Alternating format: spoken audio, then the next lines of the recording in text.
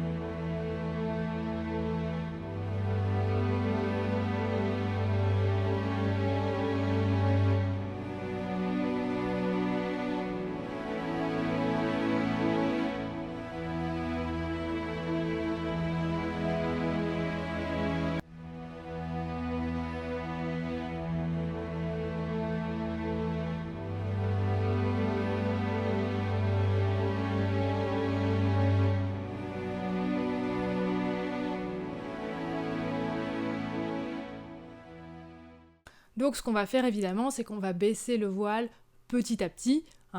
Au début, c'est même maman qui aide un petit peu pour tenir le voile pour qu'il ne tombe pas complètement.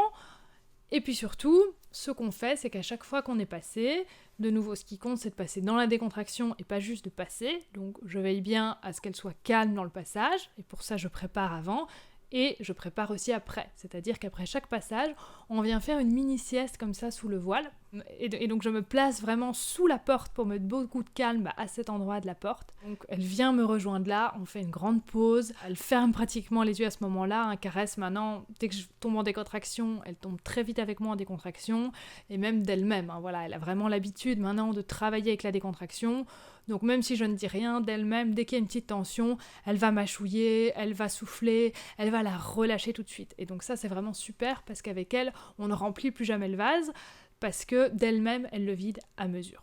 Donc ça c'est vraiment l'aboutissement du travail de la décontraction que j'essaye de vous apprendre ici. Et donc on fait une pause assez longue, là je vous la mets pas en entier sinon ça va paraître très long. Et donc après je reprends quand j'ai un petit geste vers le voile, qu'elle tourne un petit peu la tête pour me dire allez, on y retourne. Donc c'est vraiment elle qui dit allez c'est bon, maintenant on retourne faire quelque chose.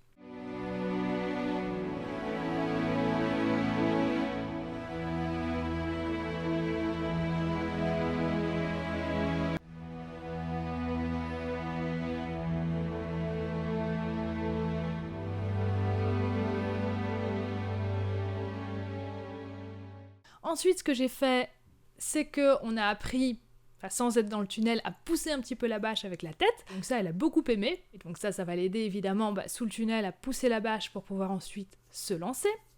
Et après, vers l'étape où la bâche, elle est complètement déroulée et donc elle va devoir pousser pour passer.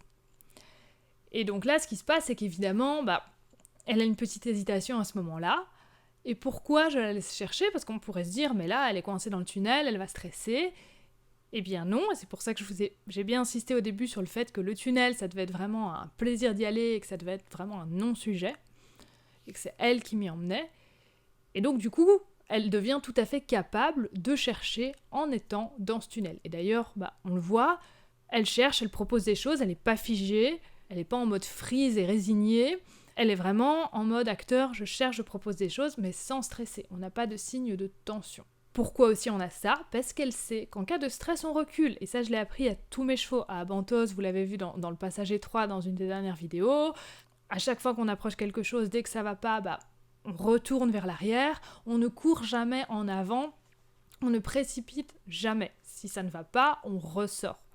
Donc, elle a vraiment ce réflexe de pas, je cours à travers la bâche, j'arrache tout et j'y vais. Donc ici, j'ai pas besoin de lui réexpliquer ça, c'est vraiment un mécanisme qu'elle connaît. Donc du coup, elle est vraiment capable de rester dessous en attendant d'avoir la solution sans passer à travers tout. Elle sait se poser dans le passage. Et ça, c'est vraiment une super belle compétence. Parce qu'on a déjà travaillé pas que le fait de passer, mais l'émotion ressentie dans ce tunnel. Et donc on voit vraiment l'importance de ce travail ici dans l'émotion ressentie pour pouvoir faire ce genre de choses. Il faut vraiment un travail sur l'émotion et pas juste un travail sur « ok, mon cheval il s'est passé dans le tunnel ». Si votre cheval il passe avec une ou deux petites tensions que vous voyez à peine, et voilà, il sera pas capable de chercher à ce moment-là une solution dans le confort. Elle a de bonnes bases, donc elle sait gérer. Et donc à aucun moment elle n'essaye même de reculer, de se dire je vais ressortir, elle n'y pense même pas. Elle se dit voilà, je vais trouver, on va trouver ensemble. Et elle finit par trouver, elle pousse, elle passe la tête un petit peu en dessous, et hop, elle passe, et vous voyez vraiment, sans souci, sans courir après, et sans se stresser après. Et donc ça c'est super. Et donc ça c'est quelque chose que Caresse, en début de séance, si je lui avais dit on va venir pousser la bâche en sortie du tunnel, clairement elle m'aurait dit oulala non, ça va être trop dur pour moi. Donc on a amené ça progressivement et amené ça aussi grâce à tout le travail en amont qu'on a fait avant, comme je viens de vous l'expliquer. Donc ça c'est vraiment quelque chose, dans un tunnel fermé, qu'il faut venir pousser quelque chose, qui va venir vraiment peser sur tout son corps tout le long qu'elle va passer, c'est quelque chose qui aurait pu être vraiment source de grosses tensions pour elle, et on voit qu'ici, elle a vraiment dépassé cela, et qu'on l'a vraiment aidé à dépasser cela dans le calme. C'est pas juste arriver à le faire, c'est vraiment arriver à le faire comme si c'était tout à fait normal, en décontraction, avec un cheval acteur. Donc voilà, cette petite différence, c'est vraiment primordial. L'importance aussi dans cette séance, je le ressouligne ici, du regard, du pli vers moi. Si j'ai pas le pli après l'exercice, on l'a vu une ou deux fois où je me suis un peu emmêlé les pinceaux, qu'est-ce qu'elle fait ? Elle revient pas, elle part tout droit. Pour avoir ce revient à distance, c'est primordial d'avoir toujours ce regard qui revient, ce pli qui revient. C'est vraiment à la base de tout.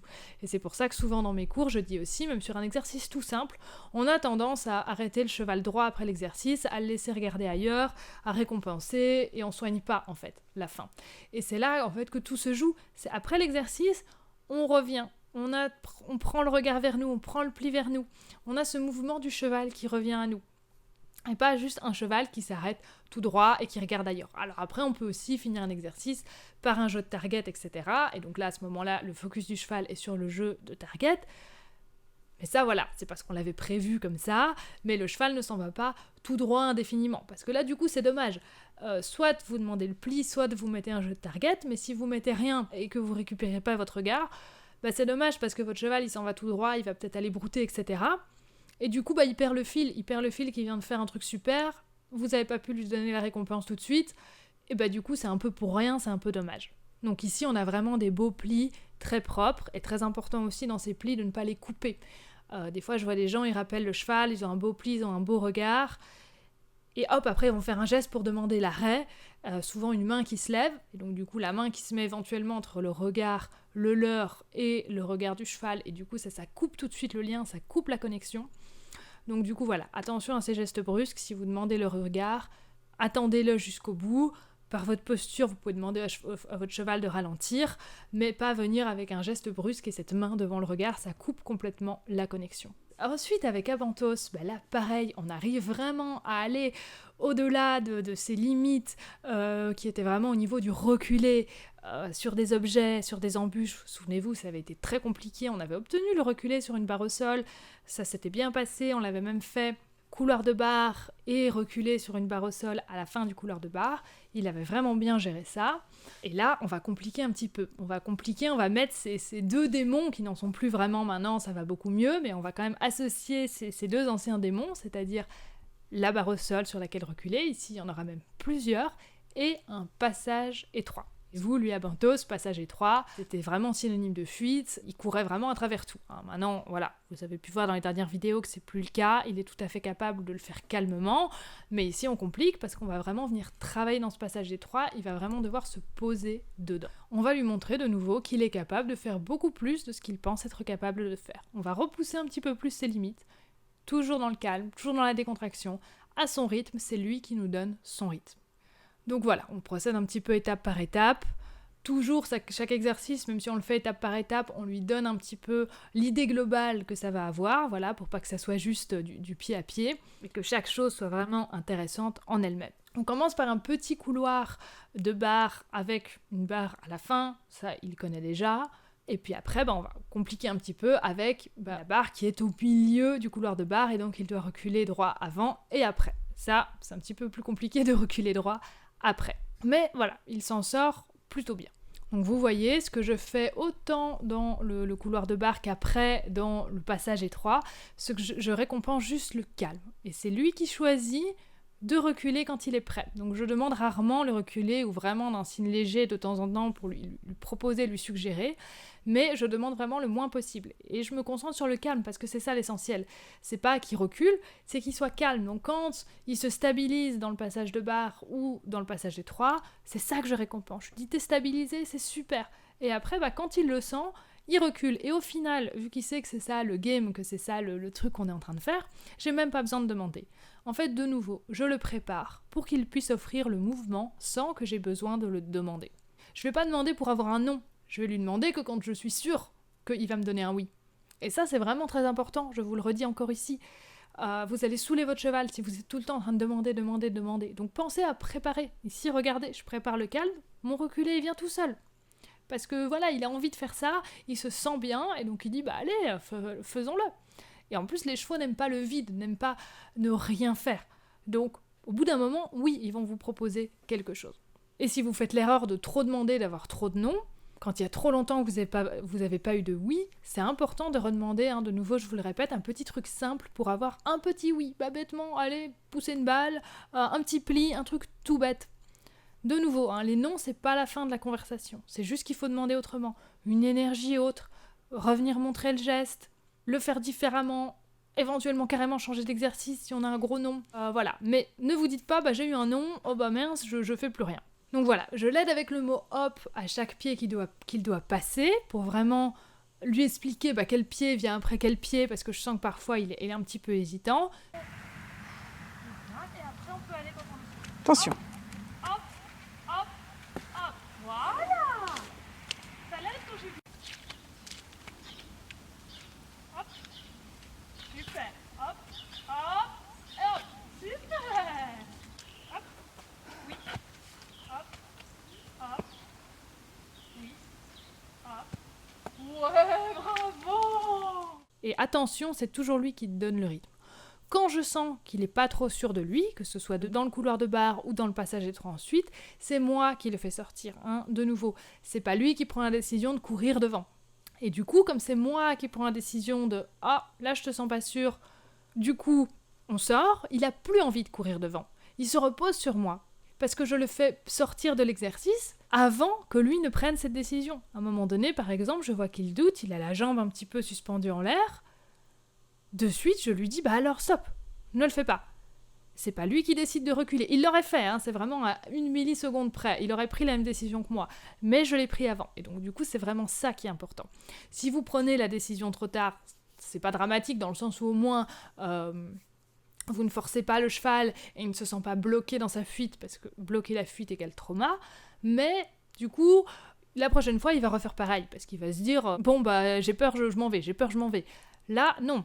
On apprend à apprivoiser la peur, à repousser un petit peu plus loin la zone de tolérance, la zone de confort.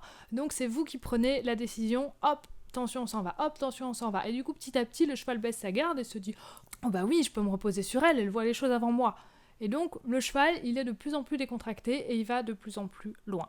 Et donc vraiment s'en aller quand le cheval doute avant qu'il dise non. On prend la décision pour lui, on s'en va, pour mieux revenir ensuite dans le calme. Comme je vous ai dit, c'est pas laisser le cheval dire « Ok, je fais pas ». Non, vous décidez avant que lui dise « Je fais pas ». C'est vraiment vous le guide, vous dites « Non, on va pas faire ça, on va faire autrement ». Et puis après, on y revient. Très important aussi, là je vous le redis, surtout dans le passage étroit où on a les barres plus hautes, je ne ferme jamais le passage avec mon corps. Je ne vais jamais l'empêcher de fuir devant. Donc même si c'est toujours moi qui prends la décision de l'emmener devant, je ne ferme jamais. Il a toujours sa porte de sortie. Voilà, on ne le coince pas. Et après, une fois qu'on arrive dans le passage étroit un peu plus haut, exactement pareil. Je récompense le calme. Quand il se pose dans le passage étroit, quand il pense à reculer, tout de suite je lui dis c'est super. Ce qui compte, c'est pas qu'il recule, mais qu'il se pose. Je lui montre aussi, vous l'avez vu dans les vidéos, qu'on prend le temps, on vient souffler la tête vers le bas, on souffle, on stabilise dans le couloir. Si je le sens pas serein, je décide de sortir, simplement parce que je sais que j'aurai pas un oui. Que s'il est pas serein et que je demande, je vais avoir quoi ? Un cheval qui va venir un petit peu en réflexe d'opposition et qui va dire non, ça me plaît pas. Soit je continue, je vais le faire céder, et du coup, on n'est pas du tout en train d'aller à son rythme et en train d'agrandir sa zone de tolérance, on est juste en train de forcer les portes et de créer des émotions négatives par rapport à ça. Et du coup, on a un cheval qui ne donne pas son oui. De nouveau, je vous dis toujours, l'idée c'est que le cheval, il nous dise un oui, un vrai oui, j'ai envie de le faire. Un oui avec le sourire, et pas un ouais, je le fais parce que j'ai pas le choix. Et dans le tunnel avec Caresse, dans le passage étroit ici avec Avantos, j'ai eu des oui vrais. Pas des oui, de toute façon, je peux pas faire autrement. Donc, quand je sens que je vais pas avoir ce oui, je ne le demande pas. Parce que si je demande et que j'ai un non, là, c'est pas terrible. C'est pas dramatique, évidemment, mais c'est mieux si on peut devancer ce non et de dire, viens, on va se décontracter, on va faire autre chose. Et hop, quand on y retourne, bizarrement, j'ai même pas besoin de demander, j'ai un oui tout de suite. Voilà, donc, toujours le même principe, mais vous voyez à quel point ça peut avoir de beaux résultats.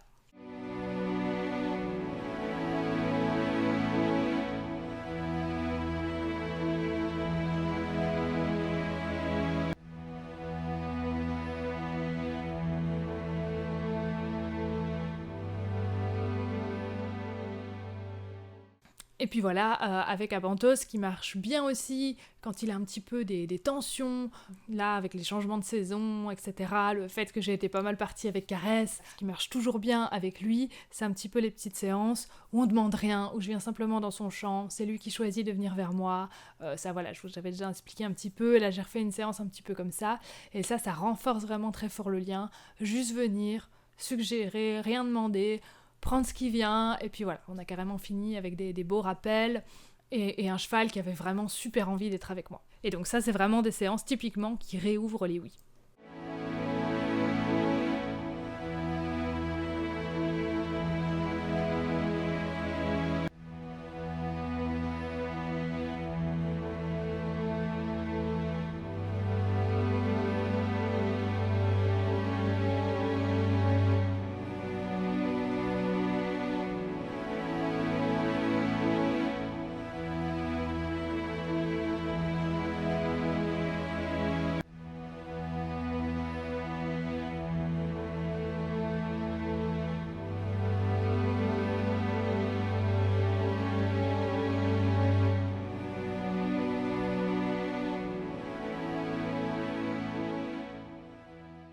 On finit avec le dernier exemple de cette vidéo, le travail avec la jument Kali. Vous la connaissez déjà, la jument de Maëlys, donc la propriétaire de Tekoa, qu'elle avait récupérée, donc jument qui était un petit peu sauvage, difficile à attraper, qui ne connaissait pas grand-chose, elle avait déjà fait un beau travail avec elle, malheureusement entre-temps, ce qui s'est passé, c'est qu'il y a eu beaucoup de soins, beaucoup de traitements médicaux qui ont dû être faits, des traitements assez lourds, elle a eu pas mal de soucis de santé malheureusement, et donc du coup, alors que le contact physique et tout, c'était pas le summum, ça a toujours été un petit peu compliqué le contact physique avec elle, mais ça allait, ça pouvait même par moments être un petit peu apprécié. Là, le contact physique est carrément vraiment fui. parce que justement, il y a beaucoup de choses qui ont dû être imposées, où il n'a pas trop eu le choix, où la fuite a été bloquée malheureusement, parce que traitements médicaux, et comme Maëlys en amont, on n'avait pas encore pu débloquer tout avec elle, c'est venu un petit peu au mauvais moment, hein, si l'on peut dire, et du coup, la fluide bloquée, trauma, et jument qui vraiment refuse le contact. Par moment, sa propriétaire me dit qu'elle arrivait à le tolérer, mais soit c'est un non catégorique, et la jument est très agressive, soit elle le tolère. Mais on n'a plus vraiment une acceptation et un cheval qui apprécie ça. Et de nouveau, c'est ce qu'on veut. Un cheval qui donne un vrai oui, qui apprécie le contact, qui vienne le chercher, et pas qu'il tolère et qui dise allez, si tu veux.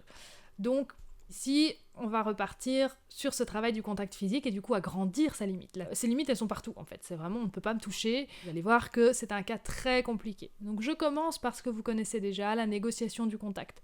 Donc c'est-à-dire que je vais m'approcher d'elle en soufflant à chaque fois. Je vous répète ça brièvement ici, mais c'est des choses qui ont déjà été illustrées. Donc c'est-à-dire que je commence par exemple à 5 mètres, je m'arrête, je regarde la jument, je regarde l'endroit que je vais approcher sur son corps, toujours pointer avec son regard les sujets de conversation, j'expire, si j'ai pas de signe de tension, je fais mon pas. J'expire, pas de signe de tension, je peux refaire un pas. Et ainsi, je franchis plusieurs zones, tant que j'ai pas de signe de contraction. Si j'ai un signe de tension, tout de suite, je repasse un pas en arrière. Donc ça a pu se faire assez vite, c'est quelque chose qu'on avait déjà fait avec elle, et donc j'arrive à l'endroit de sa limite, de sa zone, de la limite de sa zone de confort. En fait, c'est vraiment debout à quelques centimètres d'elle, avec la main levée. Donc ça, j'ai le droit. Là, pareil, avant de lever la main, j'ai soufflé, j'ai proposé... Lever la main, elle a accepté. Lever la main, la tenir à côté de son corps, c'est ok. Mais dès que la main touche, là, c'est un non catégorique, mais un non violent. C'est carrément morsure, c'est carrément une jument qui est prête à taper, qui est prête à devenir très agressive. Et de nouveau, on retrouve un petit peu ce souci qu'on avait eu avec la petite jument, souvenez-vous, où on avait fait cette séance un petit peu de complétion, où je lui avais appris que quand elle n'est pas d'accord avec quelque chose, elle peut fuir, elle peut s'en aller, la fuite n'est plus bloquée, mais qu'elle ne doit pas réagir en attaquant. Elle doit retrouver ses mécanismes naturels de fuite. Avec cette jument, c'est un petit peu pareil. Comme elle a été beaucoup contrainte, que la fuite a été beaucoup bloquée, elle se dit, j'ai pas d'autre choix, elle ne pense même plus à s'en aller, elle pense tout de suite à attaquer. Donc vous allez voir qu'on va retravailler un petit peu ça aussi. On voit que cette jument, en fait, dès qu'on lui laisse le choix, qu'est-ce qu'elle dit ? Elle dit très vite non. Parce que de nouveau, là, ces derniers temps, elle n'a pas trop eu le choix. Donc du coup, elle se dit, là, maintenant j'ai le choix, je te dis c'est non à tout. Donc ça, on en avait parlé dans une des dernières vidéos aussi. Il va falloir lui donner envie de redire oui. Donc là, négocier le contact ne suffit pas. Parce que ça, cette négociation du contact me permet juste de voir où sont ses limites. Et donc je vois, ok, les limites sont là, mais je sens bien que j'aurais beau négocier, j'aurais beau décontracter, la limite est infranchissable. Même si je recule 10 fois, je ne pourrai jamais aller plus loin que cette main en l'air à quelques centimètres d'elle. Les limites sont vraiment partout. Travailler comme ça par zone d'approche n'est pas suffisant. Ici, quand j'ai la main levée, on peut même dire que j'ai un non, même avant de la toucher, même rien que quand je mets mon intention, et comme je vous ai dit, je la regarde, et puis je regarde la zone que je vais toucher, rien que quand je fais ça, là tout de suite c'est non, parce qu'elle dit j'ai bien compris ta conversation, j'ai bien compris ce que tu vas faire ensuite, j'ai bien compris que le sujet c'est de me toucher là, et c'est non. Donc voilà, à chaque fois que j'ai ce non, je reviens évidemment à l'étape d'avant, donc j'arrête de poser mon intention, je reste avec ma main levée, mais j'arrête d'ouvrir ce sujet de conversation et cette intention de toucher, voire carrément je rabaisse la main. Donc voilà, retirer l'intention, c'est déjà revenir un pas en arrière. Donc c'est vraiment, vous voyez, des choses vraiment très fines. Comme je vous l'ai dit, voilà, ici, faire ce travail d'avancer par zone ne va pas suffire. On va passer par deux choses. La complétion et la réouverture des oui avec des petits exercices simples et ludiques. D'abord la complétion, exactement comme on a fait avec la petite jument, je vous remets la vidéo ici, qui était dans l'attaque et qui, pareil, ne pensait pas à s'en aller quand il y avait un non. Je lui remontre que si tension, elle peut fuir pour aller évacuer cette tension ailleurs, et puis pour se soustraire au problème. Elle n'a pas besoin de m'attaquer, elle peut s'en aller. Donc de nouveau, là, très important de commencer en liberté, j'enlève la longe, on voit que pareil, elle a du mal à s'en aller. Je dois vraiment la pousser, lui dire mais allez, vas-y, éloigne-toi de moi, elle a beaucoup de mal. Vous allez voir en fin de vidéo, comme elle va retrouver ce mécanisme de fuite, et que d'elle-même, elle va s'en aller très calmement, et que j'aurai vraiment plus besoin de la suivre. Alors là, je la suis, c'est pas pour lui mettre une pression, c'est pas pour continuer à faire ce que je veux faire, c'est vraiment pour lui dire va jusqu'au bout de ton idée, va jusqu'au bout, fuis, et vraiment lui redonner ce mécanisme. Et donc voilà, je fais ça 2-3 fois, dès qu'il y a la tension, c'est vraiment une boule de nerfs, c'est une boule prête à exploser, c'est vraiment terrible. Donc dès que je sens ça, hop, je lui dis va faire ça plus loin. En même temps, je décontracte et je cherche en même temps un petit peu cette idée d'avoir le pli, cette idée d'avoir l'ouverture vers moi, en l'invitant. Je cherche ce début de pli, ce début d'ouverture. Je recule dès qu'elle détourne la tête et je l'invite quand elle ouvre le regard vers moi. Donc c'est vraiment ce petit travail de nouveau de reculer, d'avancer et vraiment d'aller à son rythme. Et petit à petit, on voit qu'elle se dit « Oh, pourquoi pas, j'ai quand même envie de donner mon pli. » Donc là, j'ai un petit début de oui, un petit début d'ouverture et ça, c'est vraiment super.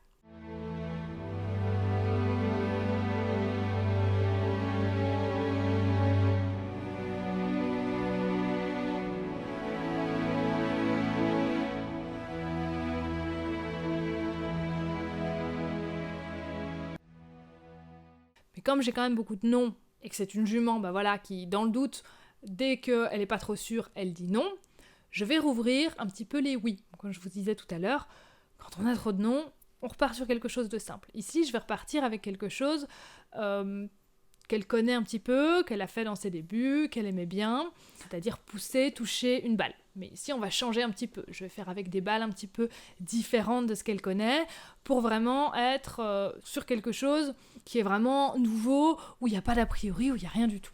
Donc là, on voit que son œil s'ouvre un petit peu. Donc là, c'est vraiment super. Mais pour moi, c'est pas encore assez. Et là, j'ai une super idée. Et là, je suis vraiment contente parce que je l'ai eu sur le moment. Et c'est vraiment cette dernière petite idée qui a fini de faire basculer les choses. C'est que j'ai pensé à lui apprendre le toucher la main. Je voyais que les objets, elle aimait bien, mais elle se lassait assez vite. Et puis, le toucher la main, je me suis dit, ça va être super parce que ça va introduire le contact. Mais c'est elle qui va être en contrôle. C'est elle qui va venir chercher ce contact. Et donc, tout de suite, je lui ai appris à venir toucher la main. Ça lui a plu assez vite. Et donc, à venir, essayer de maintenir ce contact un petit peu le plus longtemps possible avec ma main, de venir apprécier ce contact de la main. Et donc ça, c'est vraiment un premier pas vers, le contact, c'est super chouette et c'est même moi qui contrôle. Ensuite, ce que je vais faire, c'est que petit à petit, je vais vraiment guider sa tête et son regard jusqu'à son épaule, avec elle, avec son nez qui suit ma main, jusqu'à venir la toucher. Et là, vous allez voir, je vais faire ça plusieurs fois, parce que je ne veux jamais le faire sans son accord, jamais sans elle. Donc dès qu'elle regarde un petit peu ailleurs, qu'elle entend quelque chose, qu'elle n'est plus avec moi, là, vraiment, je dis, alors je le fais pas. Je le fais que quand on est ensemble, que si t'es vraiment 100% avec moi, que j'ai ton œil. C'est pas juste je tourne la tête et je pense à autre chose. C'est vraiment quand je vois que j'ai son œil, j'ai son cerveau avec moi. Ok, alors on peut venir toucher un petit peu et on fait ça ensemble. Et elle m'accompagne vraiment du mouvement et elle comprend très bien. Et cela la rassure beaucoup. C'est-à-dire que tant que je touche, elle reste près de ma main. Elle surveille, elle dit, ah oui, tu fais ça, ok, d'accord. Et dès qu'elle enlève sa tête, j'arrête. Donc elle comprend aussi qu'elle a complètement le contrôle. Elle enlève sa tête, j'arrête. Je vais éventuellement lui redemander le pli. Mais le contact s'arrête. Et donc là, j'ai des premiers oui sur le contact. Et elle commence à trouver ça agréable, parce qu'on partage des beaux sentiments, parce que je la félicite beaucoup. La friandise avec elle n'a jamais beaucoup marché. Je donne quand même un petit peu, à savoir qu'au début de la séance, elle la fuyait presque, tellement il y avait peu de confiance dans la main et dans le contact que des fois je lui mettais sous le nez et elle avait même du mal à la prendre. Donc ça n'a pas été filmé ces moments-là, mais voilà, c'était assez impressionnant de se dire que même venir prendre la friandise, c'était pas évident. On en était vraiment à ce point-là. Et donc là, on est vraiment dans cette idée, le contact physique, elle finit vraiment par l'apprécier et pas juste par le tolérer. On voit aussi là où elle commence à reprendre son mécanisme normal de fuite, de lui avoir montré 2-3 fois la voie. Ici, ça a suffi, ça a marché très vite, parce que d'elle-même, elle s'en va. Elle me fait ça 2 fois, elle s'en va, et donc ça c'est super, elle s'en va calmement, sans un seul signe d'agacement, elle a compris qu'il suffisait de s'en aller. Et donc là, évidemment, je lui montre que c'est super, donc je ne la suis pas. Si à ce moment-là, je la suis, là c'est un peu raté, elle se dit je m'en vais, mais on me suit, donc ça ne sert à rien. Donc là, très important. Plus de tension, plus d'énervement, parce que la fuite n'est plus bloquée. Elle sait qu'elle peut partir. Et dès qu'elle a compris ça, elle peut revenir au sujet du toucher ensuite. Pourquoi ? Parce que le nouveau chemin est créé dans son cerveau. Avant, toucher égale j'ai pas le choix, égale fuite bloquée, égale agressivité. Ici, toucher égale la fuite n'est plus bloquée, je peux m'en aller. La fuite est ouverte. une autre possibilité existe, un autre chemin existe dans sa mémoire. Donc ça, c'est une partie du travail de réécriture de la mémoire. Pas entièrement, mais voilà, c'est une des bases de ce type de travail. Et donc voilà, quand elle s'en va, je ne la suis pas, j'ai plus besoin de lui montrer la voie, elle la prend d'elle-même, donc je l'encourage là-dedans. Après, qu'est-ce qu'on a ? On a des gros relâchements. Pourquoi ? Et c'est vraiment à ce moment-là, ce qui montre de nouveau, c'est que ça a bien marché. C'est la jument qui nous dit si ça a bien marché. C'est pas moi qui vous le dis. Elle a un gros relâchement, elle bâille beaucoup, elle lâche son trauma, elle a compris qu'elle a une autre solution, elle est profondément soulagée. Donc à partir de là, elle peut revenir sur le sujet de contact physique. Et donc après, on continue ce travail avec le suivi de main, avec venir toucher, c'est de plus en plus facile, elle apprécie. Je peux venir carrément la gratouiller très fort à la fin, donc c'est vraiment super. Et je réessaye également en fin de séance, juste un petit touche la main, sans venir lui amener la tête jusqu'à son épaule. Juste, elle vient toucher la main un petit peu sur la droite, et moi je vais tout de suite gratter à l'épaule, sans avoir cette étape intermédiaire de venir lui amener la tête jusqu'à son corps pour qu'on gratte ensemble. Là, c'est vraiment juste, hop, tu touches la main, t'es ok, après je vais gratter. Et donc là c'est super parce qu'elle a bien compris que se touche la main, derrière il peut y avoir un contact, et donc que se touche la main ça veut en quelque sorte dire une sorte de oui, et que elle est vraiment ok avec ça, parce que j'ai pu aller tout de suite gratter sans refaire toutes les étapes entre, et donc ça je suis très contente, je n'en pensais pas autant à la fin de cette première séance, je m'étais dit si déjà on a le contact c'est super, mais en sachant que le contact probablement il faudra le refaire encore un moment en toucher la main, suivre la main, elle lâche ma main entre temps, donc il faut revenir, il faut renégocier, et il faut la ramener de nouveau un petit peu en pli vers son corps pour regratter ensemble, et ça non, apparemment on n'a même plus besoin de le faire, juste toucher la main et on peut aller gratter directement. Donc ça c'est vraiment super, ça montre vraiment que des blocages ont été enlevés, c'est pas qu'elle a appris, c'est que vraiment littéralement des blocages ont été enlevés, et c'est ça que je vous dis, c'est là aussi l'importance du désapprentissage. C'est pas juste on réapprend quelque chose, on désapprend un réflexe, on en remet un autre, et on apprend que c'est super chouette et on réassocie plein d'émotions positives. C'est pas juste un apprentissage en plus, et ça fait toute la différence. Et donc encore quelque chose de très important ici, c'est quand le contact bloque, comme ici, c'était vraiment bloqué, que ce soit ça qui bloque ou autre chose, il ne faut jamais se focus là-dessus. On passe par ailleurs, regardez, je suis passée par les petits jeux d'éveil, je suis passée par le touche-la-main, pour au final en revenir à mon sujet initial, mais je ne me suis pas focalisée sur le contact. La jument, clairement, si j'avais fait que de la négociation du contact et que lui dire c'est mon sujet, elle m'aurait dit merde en fait, je t'ai dit non, c'est non. Donc il faut être un petit peu plus malin que ça. Et regardez aussi la différence entre son œil dans les premières images et l'œil à la fin. L'œil était très noir au début, très fermé, il y avait du non déjà. On ne demandait rien, que l'œil disait déjà non. Alors moi quand j'ai vu cet œil, je me suis dit ça va être compliqué. Surtout qu'on va venir tout de suite sur un sujet qui fâche, le contact physique. Donc je m'étais dit, même avec un sujet qui fâche pas, je vais avoir des noms. Alors là, avec un sujet qui fâche comme le contact physique, ça va être très très compliqué. Donc là, c'était vraiment un cas très intéressant, parce qu'un cas vraiment très compliqué. Et regardez son œil à la fin, comme il est ouvert, comme il dit oui. C'est un œil qui vous dit oui. Vous n'avez rien demandé, mais cet œil vous dit oui. Et c'est vraiment ça que vous devez chercher à avoir. Un œil qui vous dit oui, alors que vous n'avez encore pas posé de questions. Donc comme toujours, on commence par les points forts, parce que le cheval dit oui facilement. Ici, il n'y avait pas grand-chose, mais vous voyez qu'on en a trouvé. Il ne faut pas penser qu'au problème, encore une fois. Rien que d'avoir le problème en tête, on montre au cheval qu'on n'est pas content de lui, qu'on n'est pas content de lui, qu'on n'est pas fier, que ça va pas, et qu'on le voit que par là. Donc c'est important aussi d'en revenir à des petites choses, à ses points forts, à des petites choses ludiques, pour qu'il puisse se dire « Ah je suis fier de moi », et que tout le monde soit fier. Il ne faut pas vouloir chercher à faire des performances tout de suite. Au début, elle était incapable de dire oui avec le sourire, son œil disait non, comme je vous disais. Elle se pensait pas capable de pouvoir un jour dire oui avec le sourire. Et regardez à la fin. À la fin, elle répond. Elle est avec moi, on discute. Au début, elle ne fait que réagir. Elle réagit. J'approche ma main d'elle. Dès que la main sort de la zone de confort, on n'a pas une réponse, on a une réaction. On a un cheval qui mord, on a un cheval qui se tend, il ne réfléchit pas à ce moment-là. Donc on ne peut pas travailler avec ses émotions, on ne peut pas travailler sur ce réflexe-là comme ça. Il faut qu'on passe par tout ce que je vous ai dit, la complétion, rouvrir les oui, les plis, le regard, etc., etc. Parce que ce réflexe, c'est de l'émotion négative, c'est une sensation, c'est de la peur. Et donc, si vous vous fixez juste sur le comportement que la jument est agressive, ça n'ira nulle part. Il faut vraiment enlever cette peur. Parce qu'on est toujours dans cette idée que le cheval doit penser aux gestes qu'on fait et pas à la pression. Et pas ressentir les choses comme une pression. Vraiment voir les choses comme une invitation. Ma main, c'est une invitation, c'est pas une pression.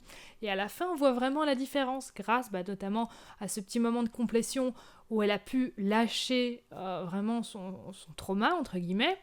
On voit vraiment la différence. Au début de la séance, ma main, c'est juste une pression, c'est juste une agression. À la fin, ma main, ça devient vraiment un geste qui la guide. Le suivi de main, voilà, ça devient un jeu aussi, on vient toucher. Et ça devient quelque chose à laquelle elle peut penser, à laquelle elle peut répondre, elle peut réfléchir sur cette main, elle peut poser sa pensée dessus. Et pas juste se dire oh, une main, une main, une main, une main. Et voilà, très important aussi de lui avoir montré qu'elle avait le contrôle. Elle a aimé faire le touche la main et c'est elle qui contrôlait. Quand elle voulait stopper le contact, elle se détournait. Elle a jamais non plus ouvert la bouche sur ma main, pour ceux qui peuvent se demander, parce que tout ça, ça vient de la façon dont on se présente au cheval. On peut même jouer avec la main près de la bouche pour montrer que la main peut être positive, donner un massage aux gencives, etc., etc. Le cheval ne va pas mordre, suivant de nouveau comment on se présente à lui. Ça dépend vraiment aussi de l'énergie qu'il y a dans le geste. Moi, vraiment, ma main, quand je l'amène vers elle, c'est une main qui a de l'énergie en elle. C'est pas une main qui est molle et qui est là, je sais pas trop. C'est une main qui est sûre de ce qu'elle veut. Par contre, c'est une main aimante, c'est une main qui attire, c'est une main sympathique.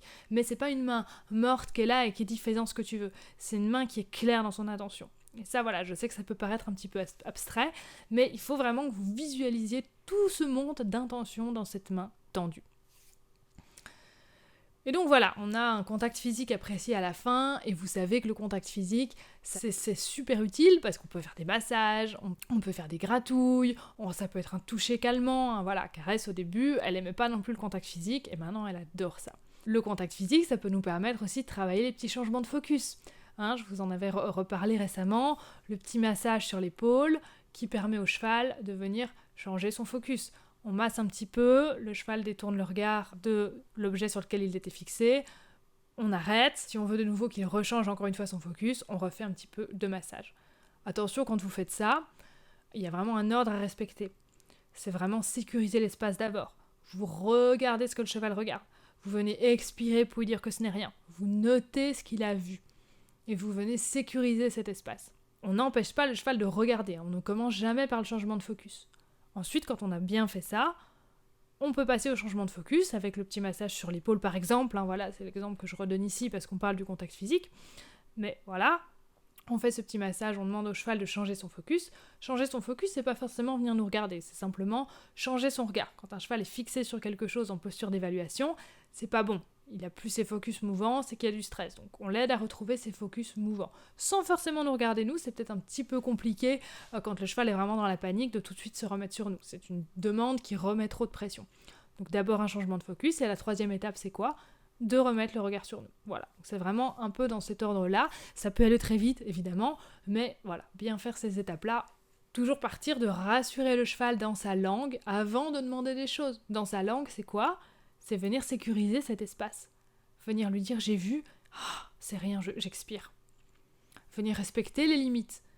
Et pas avec des mots d'humain, et simplement venir avec une voix douce, encourager, ça ne suffit pas. Après, quand on a appris le travail à la voix, etc., oui, ça peut aider. Mais ça reste du langage humain. Donc, repensez toujours à repartir dans des choses qui parlent vraiment au cheval, surtout quand il est vraiment dans un état de stress. Petite info aussi que je vous glisse ici et qui est assez intéressante, quand on parle justement de savoir si un cheval est en tension ou pas, souvent quand on voit un cheval avec un postérieur en l'air, on se dit il se pose, il est calme, il se détend. Et pas forcément. Alors ça peut être ça, tout à fait, si le cheval est dans un endroit confortable et qu'il est là depuis plusieurs minutes, donc il fait pas ce geste tout de suite, hop, à un moment donné il va se poser, il va lever le postérieur, mais s'il est dans un endroit inconfortable, un endroit un petit peu inconnu, un endroit qui l'inquiète un petit peu, on marche avec le cheval et dès qu'on va l'arrêter, qu'il va passer à l'arrêt, on va avoir un cheval qui va se mettre direct sur 3 postérieurs et un postérieur levé. Ça, quand on a cette posture directe, toujours évidemment à regarder l'entièreté du cheval. Est-ce qu'il y a des tensions ? Comment sont les oreilles ? Comment sont les yeux ? Voilà, de nouveau, on regarde le contexte, on regarde le cheval dans son ensemble. Mais en général, quand cette posture-là vient tout de suite après un arrêt, surtout si c'est dans un endroit un petit peu qui peut causer des tensions, ça veut dire simplement que le cheval est prêt à repartir. et que probablement le postérieur qui est levé, c'est celui sur lequel il va s'appuyer pour fuir. Ça veut dire que le cheval n'est pas ancré, ça veut dire que le cheval n'est pas bien ici, là et maintenant. Et donc ça peut être aussi intéressant à observer quand vous travaillez. Est-ce que mon cheval il est vraiment bien ou est-ce qu'il est prêt à repartir? Et donc ça aussi avec la petite jument, je préférais quand elle était bien sur ses 4 jambes, évidemment.